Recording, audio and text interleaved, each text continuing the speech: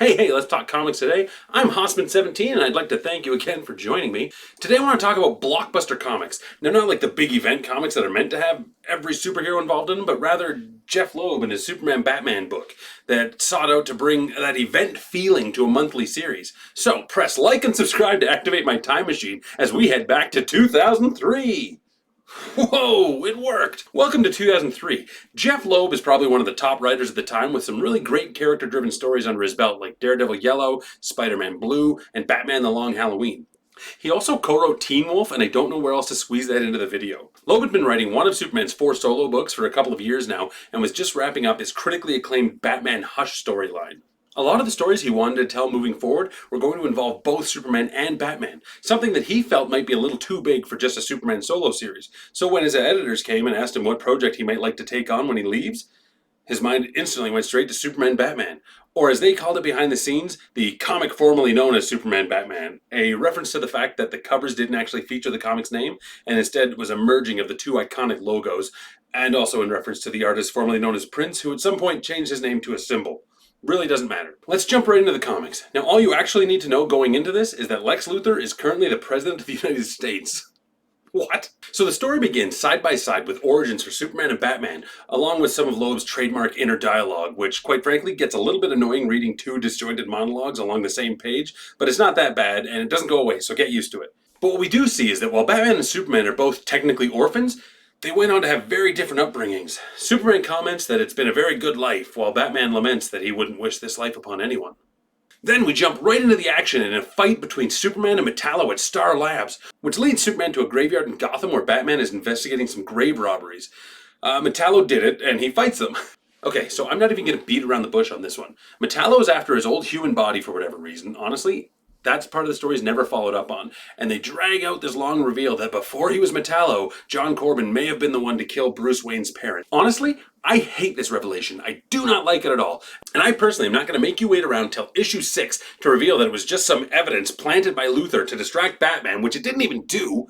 I didn't like it in 2003, I don't like it now, and I don't know why it gets me so fired up. But Metallo did not kill Batman's parents. Joe Chill. It's always Joe Chill. So the fight between the heroes and Metallo is actually pretty good. Ed McGuinness did the pencils, by the way, and McGuinness' style is perfect for this type of animated-looking superhero comic. His style was even perfectly recreated when this story was adapted into an animated feature in 2009, as well as 2 different action figure lines based off of his art from this story. One perfectly done, and then Mattel did the other one. What was I even talking about? Metallo. Yes, Metallo. So the Dark Knight and the Last Son of Krypton are fighting Metallo in a graveyard, and it really isn't going too terribly well for them. It actually ends up with Superman at the bottom of a grave with a kryptonite bullet in his chest, and Batman on top of him while they're both being buried alive. So since they can't go up, they need to go down. And Batman puts a bomb beneath Superman's back and blows them down into the sewer system. And that is a wrap on Metallo. He takes his body and he leaves. He's not brought up again in this book, and I don't think that storyline's ever touched on again in any other books. If I'm wrong, please feel free to let me know in the comments. I would like to read about it. So the world's finest are both in pretty rough shape, making their way through the sewers to a back entrance to the Batcave, which is actually protected by Alfred with a shotgun, who quickly puts his surgical skills to use on Superman. Meanwhile, we learn that an asteroid roughly the size of Brazil, composed of kryptonite, is headed straight for the Earth. But not to worry, because President Lex Luthor is determined to stop it by any means necessary. Those means do, in fact, include launching several nuclear warheads at it via illegal apocalyptic technology, a boom tube. And under no circumstances do those means include telling Superman. No, I'm not sure how Superman would fare stopping the asteroid, but the missiles failed entirely, and Lex is choked. So while this huge piece of kryptonite is still hurtling its way through space, a significantly smaller piece has been removed from Superman's chest. Alfred cleaned his suit to boot. Superman and Batman briefly get into an argument about the whole did Metallo kill his parents thing. They're thankfully interrupted by Superman. But like a different Superman? One from the future. Kingdom Come emblem and everything. He keeps saying stuff about stopping them before the mistake is made, and he's straight up trying to kill his younger self, rather than let his future play out. So our Superman ends up loading the kryptonite shard into Alfred's shotgun and he shoots it, but not before old Superman is then shunted back to the future with another boom tube.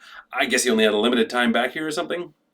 Honestly, it's weird. So back in the White House, old Lexi is about to make a statement to the press about the asteroid, and Captain Atom, who's working for Lex Luthor by the way, he pleads to Lex to give Superman a chance to surrender, and Lex says no in the politest way he can. He threatens to have Captain Atom sent off to a lab and dissected if he doesn't get back in line. So with that, President Lex Luthor goes on live TV and tells the world that the asteroid is coming to destroy the Earth is coming because of Superman, and he offers a $1 billion reward for anyone who can bring the big blue Boy Scout to face the charges of crimes against humanity. So this is where stuff gets real and the blockbuster begins. Superman and Batman are on their way to confront Luthor, but a $1 billion reward kind of brings out some obstacles. Starting with Silver Banshee, Mr. Freeze, Icicle, Captain Cold, and Killer Frost. They're easy enough to handle for two Justice League headliners, so then enter Mongol and Solomon Grundy, followed up by Lady Shiva and Nightshade. Oh man. Though things aren't quite what they seem. Some of these villains wouldn't really be motivated by money, and they aren't quite acting like themselves. So using his super hearing, Clark detects the unique heartbeat of a gorilla. The unique heartbeat of a gorilla. Okay, I just spent far too long researching gorilla heartbeats, but I feel justified in calling shenanigans. A gorilla's heartbeat is shockingly like a human's, to the point that even a trained eye would have a hard time distinguishing between the two x-rays. Now, humans all have a somewhat unique heartbeat anyway, based off of many different variables. So for Superman to be able to single out one heartbeat and identify it as a gorilla's? No, honestly, I ain't buying it. And where was I? Gorilla Grodd, yes. Okay, telepathic Gorilla Grodd is controlling all of these villains, and he's easily taken out, once he's discovered, of course. Knocking Grodd out seemingly released the rest of the villains that Grodd had lined up, but they still obviously want a piece of that $1 billion. So Black Manta, Giganta, Cheetah, King Shark, just a whole lot more bad guys show up to the fight. A whole lot more bad guys. And it doesn't really matter because they're actually instantly stopped by the Cavalry. The Cavalry consists of Katana, Green Lantern John Stewart, Power Girl, Black Lightning, Major Force, Starfire, Captain Atom. Crap, they didn't come here to help, did they? No, they came here also to bring Superman in. But I mean, it's Superman and Batman, so these second-rate Justice Leaguers don't really stand a chance. They fight for a bit, Superman makes a huge tornado around everyone, and they escape, grabbing Power Girl and Katana to have a little chat. Major Force is like, man, well, we should have taken them out. And Captain Atom makes it clear that their job is to bring them in alive. Lex Luthor's been injecting himself with a mixture of Bane's venom and some kryptonite, and then he gives Amanda Waller a very unwanted kiss. Luthor's going Nazi cuckoo. Nazi cuckoo, Nazi cuckoo. So our heroes escape to Japan, but Captain Atom's team is right back on them within minutes, and the fight is back on. So for like a second. But then Katana gives Major Force the Dooku treatment, and he starts leaking radiation. Starfire, Black Lightning, and the Lantern, they try to contain it, but Captain Atom has to absorb all that energy, seemingly killing himself in the process and knocking everyone else out. So Team SupermanBatman, Team Subats is free to go. But before they get too far, it seems that the JSA sent out a team of their own consisting of Captain Marvel, Shazam, and Hawkman. And honestly, they managed to take out the protectors of both Gotham and Metropolis. Holy cow, that all happened very quickly. Luthor announces to the world that Superman and Batman are in custody at the Whitehouse. Many of their loyal allies come to the rescue. Superboy, Krypto, Steel, and a Supergirl that I actually don't recognize all assault the front, while Nightwing, Robin, Batgirl, and Huntress sneak in the back. But it's a trap and they're all captured. Luthor doesn't actually have Superman and Batman in his custody, and this was just a ploy to lure them out. But really, who is this Supergirl? Like, it's been bugging me. Okay, so I did the research, and she's like, maybe from the future, and she might be Superman's daughter, and it's a whole thing, but honestly, like, this is her second to last appearance ever, so don't worry about it.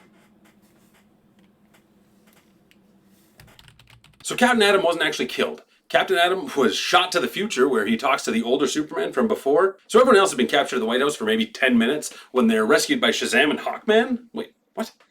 Okay, I'm not going to drag this out, and the comic certainly didn't. It's Superman and Batman wearing Hawkman and Shazam's outfits, one of which they actually made into an exclusive figure that apparently you can still buy from Walmart.com. Anyway, everyone is safe. I'm trying different names. Superman and Batman threaten Luthor, but ultimately they end up doing nothing as there is still a giant meteor to be stopped. So they go. And then Luthor suits up in his new and improved with apocalyptic tech power armor. I love Lex's green power armor and I really want to do a cosplay of it someday, but not this big bulky one though, like I kind of want to do that version. So Toyman, out of nowhere, Toyman has built them a giant composite Superman rocket ship to take out the asteroid. And then Captain Atom shows up and he's like, I gotta stop you guys. Because it seems that Superman flying the rocket was the mistake they made in the older Superman's past. He flew it and he stopped the asteroid, but it still rained down like radiation all over the entire planet and wiped everything out. So Captain Atom, however, he can fly the rocket up and then absorb all that radiation. So he does, and he dies doing it, but not really. He's shunted to another dimension. Maybe I'll talk about it one day. It's a whole thing. So now it's a good thing that Superman has some free time because Luthor has gone full crazy and is demanding that Superman show up so he can beat him up. The public is now seeing that Lex Luthor is a straight up villain. Superman shows up and berates him and destroys his illegal armor and knocks him into the old LexCorp tower to the waiting darkness of the Batman, who informs him that through Bruce Wayne, he actually ruined and bankrupted LexCorp. So Luthor is ruined, both publicly and financially. His presidency is over. He is over. So he stabs Batman in the gut and gets kicked out of a window for his deeds. Another boom tube goes off and destroys the building. Luthor's body is missing, and he is presumed dead. Pete Ross becomes the next president, a bunch of kryptonite rains down across the globe, and Lex is revealed to be alive and unhinged. Completely off the rails crazy. So maybe don't inject kryptonite into yourself? That was Superman Batman issues 1 through 6 called Public Enemies. I feel it was the start of Jeff Loeb's blockbuster phase, for better or for worse. Honestly, this might be the last decent thing he's written. That's debatable. Some of the stuff he did after this was for Marvel, and it was big and it was fun to be sure, but a lot of it threw away logic and continuity for spectacle, and there is a place for that. He was eventually made the head of Marvel Television, where he produced Agents of S.H.I.E.L.D., a lot of the Netflix shows, basically everything Marvel had on TV just outside of the true MCU from 2011 till now. So earlier I mentioned that in 2009 this comic was adapted into an animated movie, and honestly, it is great. You should look it up. A few of the things are a little different, but nothing too drastic, and a great deal of the dialogue is taken word for word from this comics. And on top of that, the main 3 characters and a few others are voice actors brought over from the DCAU. I never believed in the Cavalry. All you've ever cared about is ruling the universe. Hello, sunshine.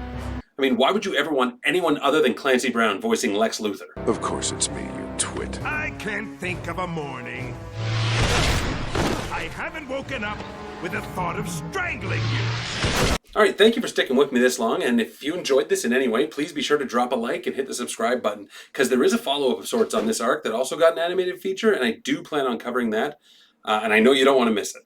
So until next time, don't forget that rereading your comics is free, so do that.